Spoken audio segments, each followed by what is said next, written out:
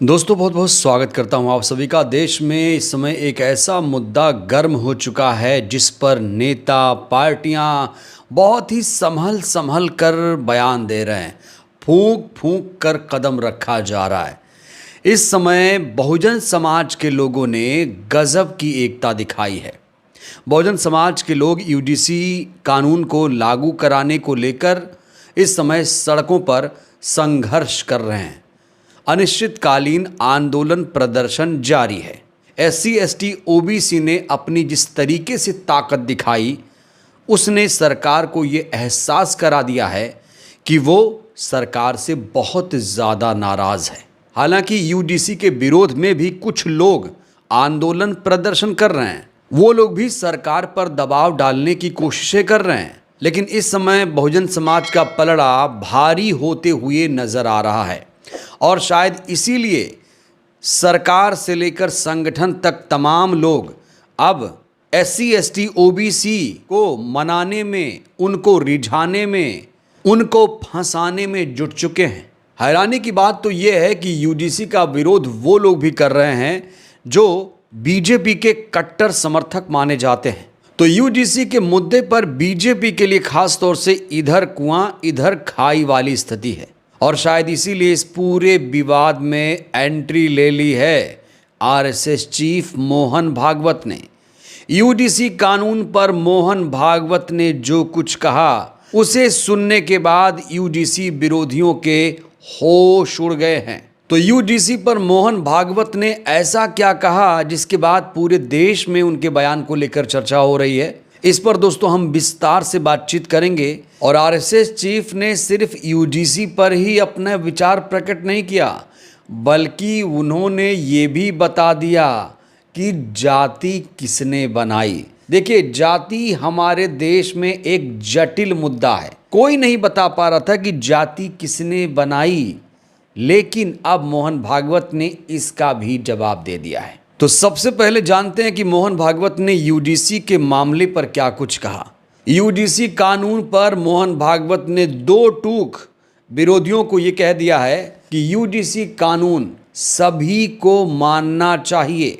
दरअसल RSS chief Mohan Bhagavat से UDC से जुड़ा एक सवाल पूछा गया था, जिसके उत्तर में मोहन भागवत ने कहा कि कानून सभी को मानना चाहिए, अगर कानून गलत है तो बदलने का उपाय भी है, जातियां झगड़े का कारण नहीं बननी चाहिए, समाज में अपनेपन का भाव होगा तो इस तरह की समस्या नहीं होगी, जो नीचे गिरे हैं उन्हें झुककर ऊपर उठना पड़ेगा, सभी अपने हैं, ये भाव मन में होना चाहिए, संघर्ष से नहीं समन्वय से दुनिया आगे बढ़ती है, एक को दबाकर दूसरे को खड़ा करने का भाव नहीं होना चाहिए। हालांकि इन्होंने अपने बयान में गोल मोल बहुत सारी बातें कही हैं, लेकिन इस बयान का एक ही अर्थ निकाला जा रहा है कि इन्होंने यूजीसी मुद्दे का खुला समर्थन कर दिया है।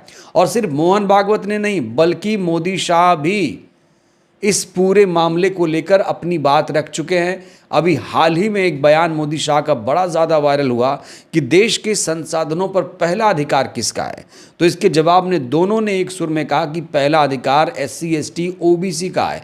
देश के संसाधनों पर पहला अधिकार एससी एसटी ओबीसी का है।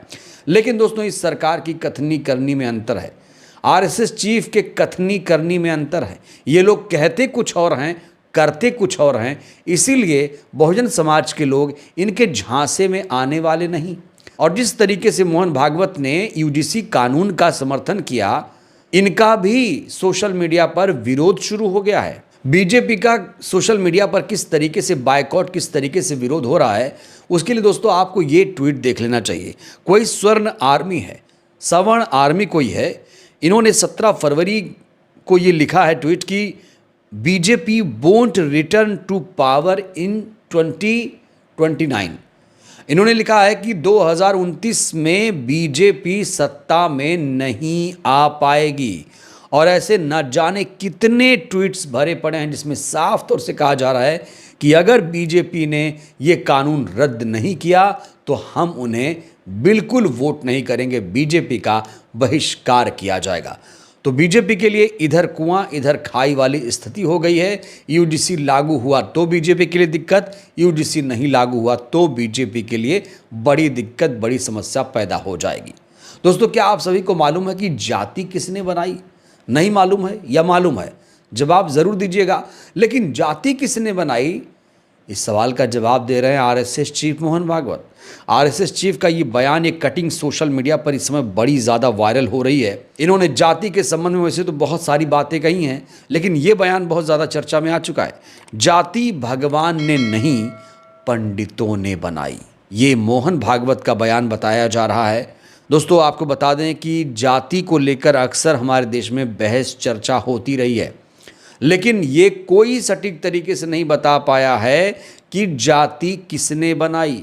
हालांकि जाति के समर्थक लगातार यही कहते हैं कि जाति भगवान ने बनाई, लेकिन मोहन भागवत यहाँ पर ये कह रहे हैं कि जाति पंडितों ने बनाई। तो मोहन भागवत ने जिस तरीके से यूजीसी का समर्थन किया, जिस तरीके से जाति कह रहे हैं कि पंडितों ने बनाई, इससे जो ब्राह्मण समाज है, खास तौर से जो यूजीसी का विरोध कर रहा है, वो ब्राह्मण समाज, खास तौर से सवर्ण समाज, बहुत ज़्यादा नाराज़ है। कुल मिलाकर चाहे मोहन भागवत हो, चाहे गृह मंत्री शाह हो या प्रधानमंत्री मोदी हो, इस समय यूजीसी विरोधियों ने सरकार के खिलाफ पूरी तरीके से मोर्चा खोल दिया है और कहा जा रहा है कि अब किसी भी चुनाव में बीजेपी सत्ता में नहीं आ पाएगी। यूजीसी का असर तेलंगाना चुनाव में भी देखा गया, वहाँ पर बीजेपी का सुपड़ा किस तरीके से साफ हुआ पूरे देश ने देखा। अब उत्तर प्रदेश में पंचायत का चुनाव होने जा रहा है, 2026 में ही पंचायत का चुनाव है, शायद अप्रैल या फिर अप्रैल से जुलाई के बीच में कहा जा रहा है डेट आ जाएगी। उसके बाद सबसे बड़ा रण होगा साल 2027 में। तो सत्ता का सेमीफाइनल इसी साल होगा और फाइनल 2027 में होगा और फिर 2029 में लोकसभा का भी चुनाव होगा। तो इस समय यूजीसी एक बहुत बड़ा मुद्दा बन चुका है। जहां कुछ नेता यूजीसी पर बोल रहे हैं तो बहुत सारे नेताओं ने यूजीसी के मुद्दे पर चुप्पी साध ली है। खासतौर से बीजेपी के तमाम नेता इस समय यूजीसी पर खामोश बैठे हुए हैं। वो इस पर स्टैंड ही नहीं ले पा रहे हैं कि यूजीसी के मामले में क्या कहा जाए, समर्थन किया जाए, विरोध किया जाए, क्योंकि बहुत सारी पार्टियां इसको लेकर पशोपेश की स्थिति में हैं। यूजीसी का विरोध करेंगे तो फिर ब्राह्मण समाज नाराज हो जाएगा और यूजीसी का समर्थन करेंगे तो SC ST OBC समाज नाराज हो जाएगा। लेकिन आरएसएस चीफ मोहन भागवत ने जिस तरीके से यूजीसी कानून का समर्थन किया है, कहा जा रहा है इससे और बीजेपी की मुश्किलें आने वाले दिनों में बढ़ेंगी। तो मोदी सरकार इस समय चारों तरफ से घिर चुकी है, उसे ना निगलते बन रहा है ना उगलते बन रहा है।